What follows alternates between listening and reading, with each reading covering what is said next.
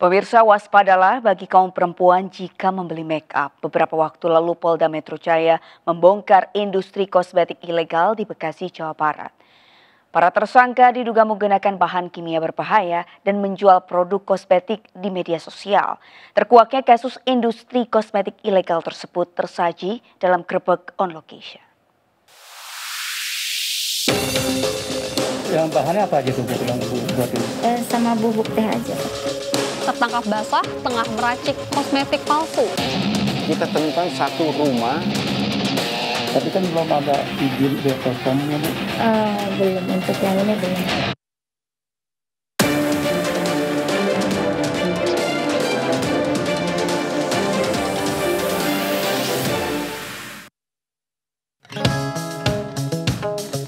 Pertama kali make, beberapa kali make itu masih bagus, wajahnya bersih, terus jerawatnya juga mulai berkurang. Sebenarnya untuk pemakaian pertama belum begitu terasa.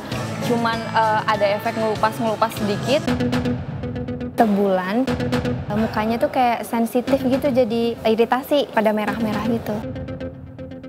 Sampai akhirnya memutuskan ke dokter kulit. Terus sama dokter kulit bilang kalau krim wajah yang aku pakai itu sebelumnya ternyata berbahaya.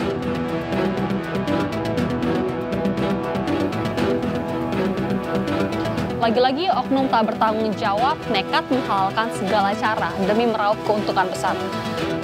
Hal ini belasan oknum tertangkap basah tengah meracik kosmetik palsu dengan kandungan zat kimia yang berbahaya dan memasarkannya secara bebas melalui media sosial.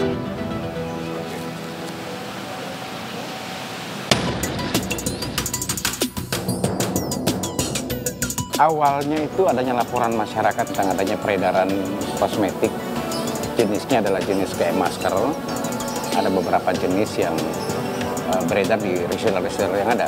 Kemudian dilakukan penyelidikan oleh penyidik dalam hal ini. Kemudian menemukan tempat di daerah Jati Asih. Jati Asih ini reseller sebenarnya. Dari bermacam jenis kosmetik yang ada. Kemudian menemukan 4 jenis masker yang tidak memiliki izin edar atau Balai POM, tidak ada sama sekali. Yang sudah beredar cukup lama. Nah, kemudian dari reseller itu kemudian kita dalami lagi untuk mengetahui dari mana sih dia mengambilnya. Karena ini kan bisa membahayakan para konsumen-konsumen penggunanya, khususnya wanita-wanita yang sering menggunakan masker begini.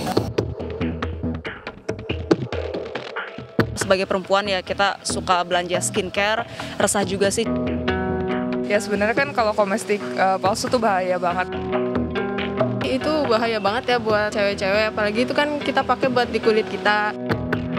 Pastinya resah ya, kosmetik kan salah satu kaum perempuan tuh produk yang wajib gitu untuk dikenakan sebelum kita berangkat gitu ya, untuk mendukung penampilan kita.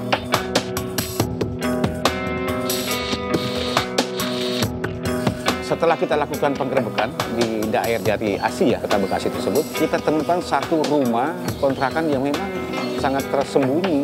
Sembunyi dalam arti kata bahwa memang itu bukan rumah perumahan, tetapi masuk ke daerah-daerah yang kecil, ya, yang kendaraan pun tidak bisa masuk ke dalam situ.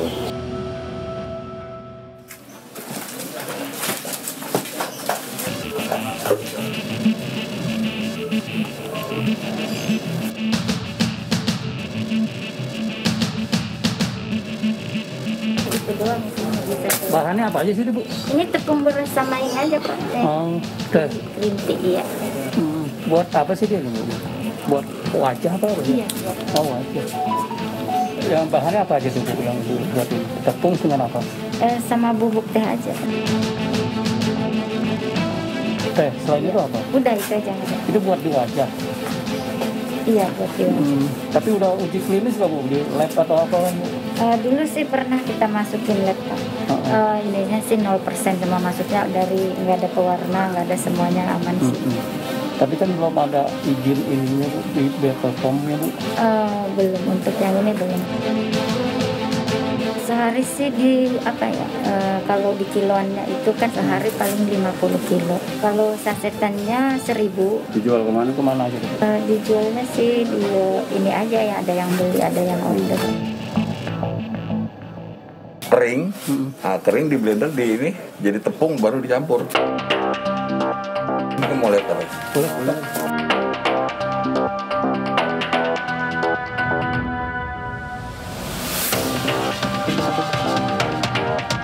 Kemudian kita temukan di sana ada 12 orang, termasuk pemilik rumahnya, inisialnya CS, dan juga pegawai-pegawainya sesuai perannya masing-masing.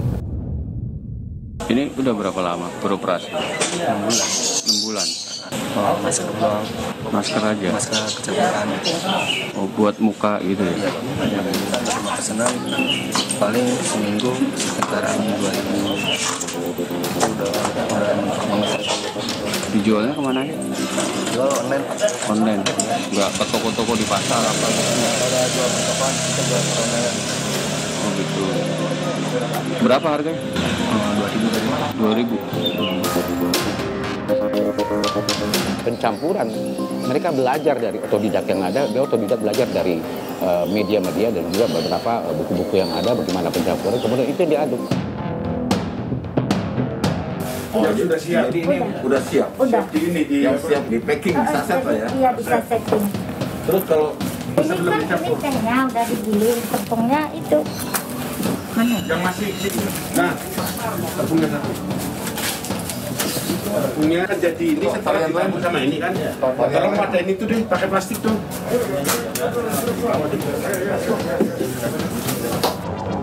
Kemudian mereka diatur, diajari bagaimana mencampur-campur dengan rasa apa yang ada. Nah ini yang bahaya. Dia ingin bentuk masker ini, masker jeruk. Jeruk ini sampai ke di sana. Nah, setelah kering itu dihancurin, jadi setelah dicampur, namanya masker jeruk.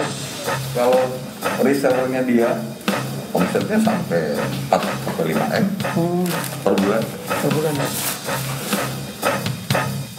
Ya kan bisa, dampaknya kan bisa merusak banyak karena tidak ada sama sekali izin edar dari Balai POM. Di mana di sinilah tempat pembuatannya. Semua karyawannya tidak memiliki sertifikasi. Atau ada yang dokter karyawannya? Ada, ngerti? Tidak ada. Hampir masyarakat sini tahunya ini pembuatan masker, tapi tidak tahu ini resmi atau tidak resmi, masyarakat sini nggak tahu. Baru setelah kita lakukan penggerbekan di sini, penangkapan di sini, baru masyarakat kaget. Tahu semua. Oh, hampir tahu semua. Tapi nggak curiga? Enggak sih. Iya, saya kaget. Saya lihat di itunya, bungkusnya itu nggak ada izin POM.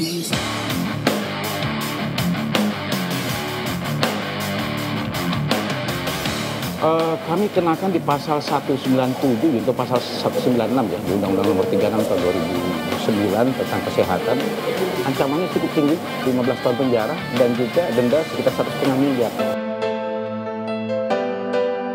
Dari kerusakan yang ditimbulkan dari kosmetik palsu itu bisa permanen dan bahkan kita harus mengeluarkan biaya yang lebih banyak lagi untuk menyembuhkan dampak buruk dari kosmetik palsu itu sendiri. Cek dulu BPOM, itu paling penting banget. Kalau udah nggak ada BPOM, udah langsung tinggalin aja. Aku nyari tahu dulu ya kayak harga aslinya tuh berapa sih di pasaran. Kalau misalkan ada harga yang lebih murah, harus banget dicurigain nih. Cek baunya juga, kalau misalnya udah bau-bau yang menyengat, itu juga ditinggalkan.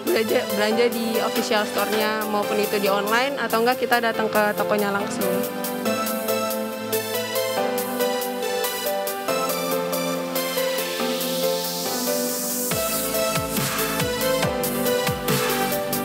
Tentu menjadi hal yang diidamkan para kaum hawa, tapi tak sedikit dari mereka yang terbuai dengan embel-embel instan dan juga murah. Padahal ada harga besar yang harus dibayar dari pemasaran tersebut. Konsumen pun harus lebih bijak dan juga berhati-hati dalam memilih produk tertentu agar tidak membahayakan diri sendiri.